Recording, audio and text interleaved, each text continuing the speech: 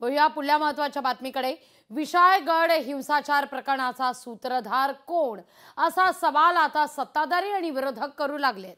विशाळगडावरील अतिक्रमणाचा मुद्दा बाजूला ठेवून अल्पसंख्याक समाजाच्या घरांवर हल्ला केल्याचा आरोप आता करण्यात येतोय। या प्रकरणात सगळेच एकमेकांकडे बोट दाखवून नामानिराळे राहण्याचा प्रयत्न करतायत। पाहूया।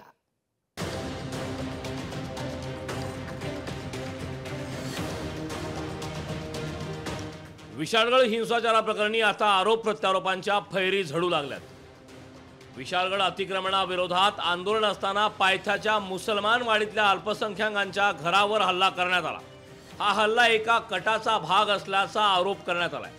अतिक्रमण प्रकरणाला जातीय रंग दिला जात असल्याचा आरोप विरोधकांनी केलाय।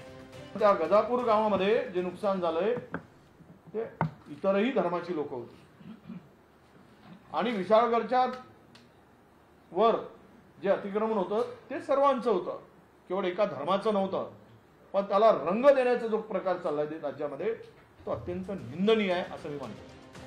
हा हिंदू मुस्लिम वाद नसून विशाळगड अतिक्रमण मुक्त व्हायला पाहिजे अशी भूमिका सरकारने घेतली आहे। हा हिंदू मुस्लिम वाद नाही आहे, हा छत्रपती शिवाजी महाराजांच्या किल्ल्यावर अनधिकृत कब्जे राहिले पाहिजे की काढला पाहिजे हा वाद आहे। कोण त्यांचे बरोबर आहे त्याने सांगावा, कोण त्यांचे छत्रपती शिवाजी महाराजांचे किल्ले मुक्त व्हावा त्याने सांगावा।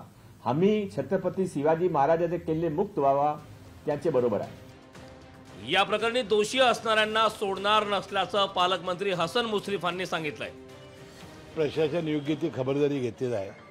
अनेक लोकांच्यावर गुन्हे दाखल झाले आहेत, लवकरच कारवाई सुरू होईल आणि अशा प्रकारच्या घटना होऊ नयेत म्हणून योग्य ते प्रशासन काळजी घेईल। उपमुख्यमंत्री अजित पवारांनी विशाळगडाची पाहणी केली। गजापूर गावात झालेल्या हिंसाचारात 2 कोटींचं नुकसान झाल्याचं अजितदादांनी सांगितलंय। शासनाने त्यांना 25-25 हजार रुपये असे 50 हजार रुपये प्रत्येकी मदत केलेली आहे। पंचनामे केलेले आहेत, सगळ्या गोष्टी जवळनं पाहिलेल्या आहेत। त्या पाहून 2,85,00,000 रुपयाचं नुकसान झालेलं आहे। घराचं, गाड्यांचं, स्कूटरचं, टू व्हीलरचं वगैरे वगैरे अशा पद्धतीने त्यांनी काढलेलं। विशाळगडावरील अतिक्रमणाचा मुद्दा बाजूला राहून हे प्रकरण हिंदू विरुद्ध मुसलमान करण्याचा प्रयत्न झालाय। निवडणुकीच्या तोंडावर मतांच्या ध्रुवीकरणासाठी तर हा डाव खेळला गेला नाही ना असा संशय व्यक्त केला जातोय। सतेज औंधकर, लोकशाही मराठी, कोल्हापूर।